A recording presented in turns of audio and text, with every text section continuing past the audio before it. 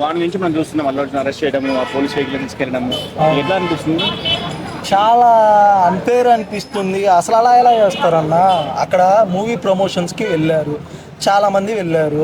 అందులో ఒక లేడీకి అలా జరగడం ఖచ్చితంగా ఆ కుటుంబానికి కానీ మనకు కానీ జీర్ణించుకోలేని విషయమే, ఒప్పుకుంటాను. కానీ చాలా రెస్పాన్సిబిలిటీగా ఉండే పర్సన్లో ఒకరు అల్లు అర్జున్ గారు. అల్లు అర్జున్ గారు చాలా వెంటనే రియాక్ట్ అయ్యారు. ఖచ్చితంగా దాన్ని తప్పే అని ఆయన ఒప్పుకున్నారు. వాళ్ళు చాలా బాధపడ్డారు. ఎక్కడైనా నిర్మాతలు రియాక్ట్ అవుతారు ఆ సినిమాకి ఏమవుతుందో అని, కానీ అది కుటుంబానికి జరిగింది. వెంటనే ప్రభుత్వం కన్నా చాలా ఫాస్ట్గా రియాక్ట్ అయ్యి 25 లక్షలు ఆ కుటుంబానికి అండగా నిలుస్తాను, 25 లక్షలు ఇప్పిస్తాను, ఇంకా ఆ కుటుంబానికి ఏమన్నా అవసరమైన అన్ని వేళలా నేను ఆదుకుంటాను అని మాట ఇచ్చారన్న. అది ఇచ్చిన తర్వాత ఇది కరెక్టా? అసలు కేసు ఎవరు పెట్టి? ఈ అరెస్ట్ డ్రామా వెనక మెగా ఫ్యామిలీ ఉందంటున్నారు. నీ అభిప్రాయం ఏంది? ఎలా ఉంటదన్న మెగా ఫ్యామిలీ? మెగా ఫ్యామిలీ అంటే మొన్నటి వరకు వాళ్ళే ట్రోల్స్ చేసింది, వాళ్ళే కదా సినిమా ఆడనేయమని అన్నారు కదా. దానివల్ల ఇప్పుడు ఈ అరెస్ట్ ఇష్యూ, ఇంత హడావుడి అరెస్ట్ ఇష్యూ అని కూడా మెగా ఫ్యామిలీ ఉంది అంటున్నారు. ఎలా ఉంటదన్న? అసలు కరెక్టే కాదు. మెగా ఫ్యామిలీ ఏ రోజైనా పవన్ కళ్యాణ్ గారు కానీ, చిరంజీవి గారు కానీ, అల్లు అర్జున్ గారి గురించి కానీ ఎవరినైనా మాట్లాడారా అన్న? అంటే అల్లు అర్జున్ అరెస్ట్ కాకముందే డిప్యూటీ సీఎం అయిన పవన్ కళ్యాణ్ ఫోన్ కాల్ చేసిన అరెస్ట్ ఆపొచ్చు కదా చాలా మంది అంటున్నారు. అది ఎలా? ఆయన నీతిగా నిజాయితీగా ఉండే వ్యక్తి పవన్ కళ్యాణ్. కుటుంబ సభ్యులైనా ఏదైనా చట్టపరంగా జరగాలని ఆయన తప్పు చేయలేదని పవన్ కళ్యాణ్ గారికి కూడా తెలుసన్నా.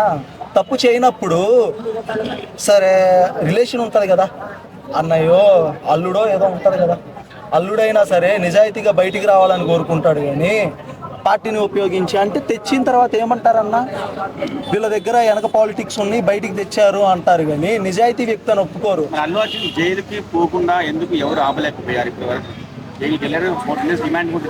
అసలు వెళ్ళడమే కరెక్ట్ కాదంటే ఇంకా వెళ్ళిన దాన్ని ఏం మాట్లాడుతున్నాం మనం? ఎట్లా అవార్డుగా అయితే ఆయన బెడ్రూమ్ నుంచి అలా బట్టలు మార్చుకోకుండా కూడా, టైం లేకుండా కూడా పోలీసు వెహికల్ తీసుకోపోవడం ఎట్లా చూస్తాం? ఇదైతే ఖచ్చితంగా చెప్తా అన్న. రేవంత్ రెడ్డి గారిని అదే బెడ్రూమ్లో అక్కడే అరెస్ట్ చేసి తీసుకొని పోయారు. ఈరోజు సీఎం అయ్యి ఆంధ్రాని వెళ్తున్నాడు. ఈ రోజు అల్లు అర్జున్ గారిని అరెస్ట్ చేసి తీసుకెళ్లారు. రేపు ఇండస్ట్రీకి అమ్మ బొగ్గుడై కూర్చుంటారు. సరిపోతుంది.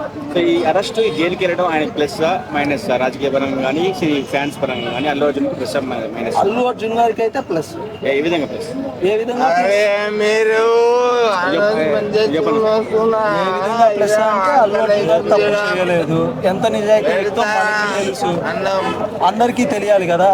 ఎంత నిజాయితీ వ్యక్తో బయటకు వస్తే తెలుస్తుంది. అర్థం అంతే.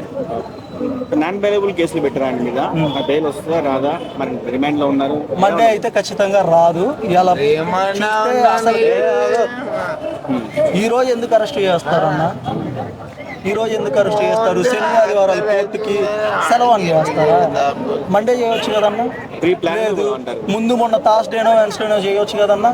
3 days ఆయన ఉంచాలి కాబట్టి ఖచ్చితంగా కోరుకుంటున్నా మండే రోజు ఆయనకి బెయిల్ రావాలి, మళ్ళీ బయటికి రావాలి. ఆయన నిజాయితీ ప్రూవ్ చేసుకోవడానికి ప్లస్ అయి ఉండొచ్చు, కానీ వాళ్ళ కుటుంబంలో మాత్రం అది తీవ్ర విషాదంగా ఉంటుంది. వాళ్ళ కుటుంబ సభ్యులు ఎంతైనా ఉంటుంది కదా. మొన్నే నేషనల్ అవార్డు వచ్చింది.